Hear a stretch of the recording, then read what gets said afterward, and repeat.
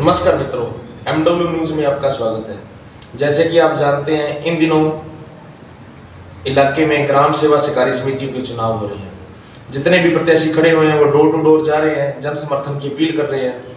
कई जगह तो संचालक मंडल निर्विरोध हो गया, कई जगह संचालक मंडल के भी चुनाव हो रहे हैं। उसी क्रम में हमारी टीम पहुंची ग्राम सेवा सहकारी समिति नग्गी के क्षेत्र में, जहाँ पे इस बार वार्ड नंबर 4 से राम प्रताप जी और वार्ड नंबर 8 से हीरालाल जी सदस्य पद के लिए चुनाव मैदान में उतरे हैं, जो कि पहली बार चुनाव मैदान में उतरे हैं। उनसे जानेंगे कि क्या उनका आज तक का राजनीतिक परिचय रहा है, कौन कौन से उनकी सोसाइटी क्षेत्र में काम आते हैं, किन मुद्दों को लेकर वो चुनाव मैदान में उतरे और किस तरह की कार्यप्रणाली देखने को मिलेगी उनके द्वारा 5 सालों में। तो सबसे पहले तो आपका स्वागत है जी हमारे चैनल में। धन्यवाद जी।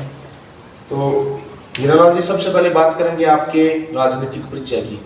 इससे पहले भी आप दोनों को भी किसी राजनीतिक पोस्ट पे रहे हो, जो पहली बार चुनाव मैदान में उतरे आप? हम कोई राजनीतिक पोस्ट पे नहीं रहे हैं। हाँ, हम तो पहली बार ही चुनाव लड़ रहे हैं। ठीक है जी। तो अब बात करेंगे आपके सोसाइटी क्षेत्र की। आपका जो सोसाइटी का क्षेत्र है उसमें कौन कौन से गांव आते हैं? हमारे क्षेत्र में नग्गी और बुर्जेवाड़ा गाँव आता है। 2 ही गांव? ठीक है। तो इन 2 गांव तो आपने बता दिए, तो अब बात करेंगे आपकी सोसाइटी की।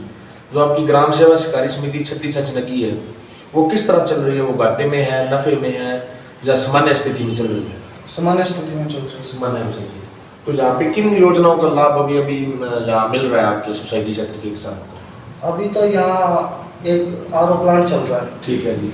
और आगे अगर हम जीत के जाते हैं, हाँ। हमें जनता मौका देती है, ठीक। तो हम पूरे कृषि यंत्र और जो भी राजस्थान सरकार की योजनाएं हैं और भारत सरकार की योजनाएं और ज़्यादा से ज़्यादा किसानों को लाभ दिलाएंगे। ठीक है जी। तो इसके अलावा आपके सोसाइटी में PDS जिसे कहते हैं पब्लिक डिस्ट्रीब्यूशन सिस्टम, डिपो चल रहा है, राशन डिपो, या नहीं चल रहा? वो अभी तो नहीं चल रहा। अभी नहीं चल रहा। और बात करेंगे जी सोसाइटी में और योजनाओं की, जैसे कि खाद बीज हो गए या कृषि यंत्र का तो आप जिक्र कर ही चुके हैं। खाद बीज की यहाँ पे क्या अवस्था है? यहाँ पे जो खाद बीज समय पे मिलता है या नहीं मिल पाता है? अभी तो खाद नहीं मिल रहा। अच्छा। तो अगर जनता आपको सदस्य बनाती है तो आपको किस तरह का देखने का मिलेगा? खाद बीज उपलब्ध करवाने का किस तरह का प्रयास करोगे? हम अपनी तरफ से भरपूर प्रयास करेंगे। खाद बीज DAP सब स्प्रे सब चीज़ें यहाँ उपलब्ध कराने की व्यवस्था करेंगे। ठीक।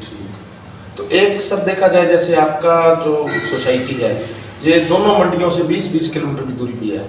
अगर यहाँ पे खरीद केंद्र की व्यवस्था हो जाए तो आपको किस तरह लगता है कि किस तरह से लाभान्वित हो पाएंगे किसान से? अगर यहाँ पे खरीद हो पाती है तो किसान को बहुत ज़्यादा फायदा होगा। किसानों को शहरों में नहीं जाना पड़ेगा और वहाँ रात को भी नहीं रुकना पड़ेगा। सही है। और इससे सोसाइटी को भी लाभ मिलेगा। इसको सोसाइटी आगे बढ़ेगी और सोसाइटी सरप्लस में जाएगी। सही बात है। तो एक हम आपसे पूछना चाह रहे थे, क्योंकि जितने भी जनप्रतिनिधि जीतते हैं तो उनका एक युवाओं के प्रति फर्ज रहता है कि वो युवाओं को किस तरह अपने आप को यूथ आइकन साबित करें, क्योंकि आजकल युवा नशे की ओर जा रहे हैं। तो उनको नशे से रोकने के लिए आपके द्वारा कोई प्रयास किया जाएगा, कोई संयुक्त प्रयास? हम यही प्रयास करेंगे कि गांव में, जैसे कई गांव में चल रहा है जिम की व्यवस्था सोसाइटी की तरफ से, तो हम ये सोचेंगे भी गांव में सोसाइटियों में जिम की व्यवस्था की जाए और युवाओं को नशे से दूर रखा जाए। ठीक है।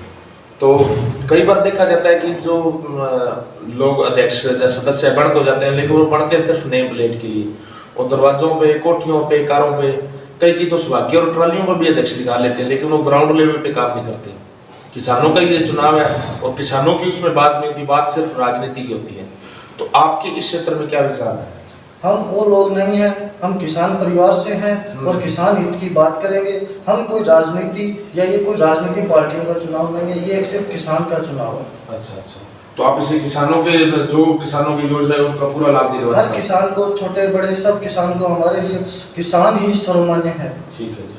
तो अब आप हमारे चैनल के माध्यम से जितने भी आपके क्षेत्र के किसान, जो आपकी पंचायत क्षेत्र के किसान आपको देख रहे हैं, तो उनको आप क्या अपील करना चाहते हैं? हम सभी किसान भाइयों से यही अपील करना चाहते हैं कि 27 तारीख को वार्ड नंबर 8 से मेरा निशान है चाय की केतली, उस पर ज़्यादा से ज़्यादा मतदान करें और हमें विजय बनाकर आगे भेजें। तो आप राम प्रताप जी क्या अपील करना चाहते हो अपने वोटरों से, क्या संदेश देना चाहते हो?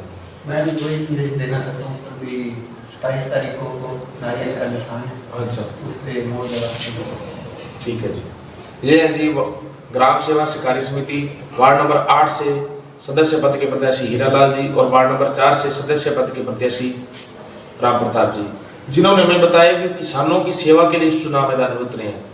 राज्य सरकार से या केंद्र सरकार से जो भी सोसाइटी के प्रति जो भी योजनाएं आएंगी उनका लाभ वो प्रत्येक किसान को दिलवाने का प्रयास करेंगे। उनके लिए सभी किसान एक जैसे हैं, सभी को साथ लेकर सभी को एक सूत्र में बांधने की कोशिश करेंगे। ठीक है जी, MW न्यूज़ में समय देने के लिए धन्यवाद।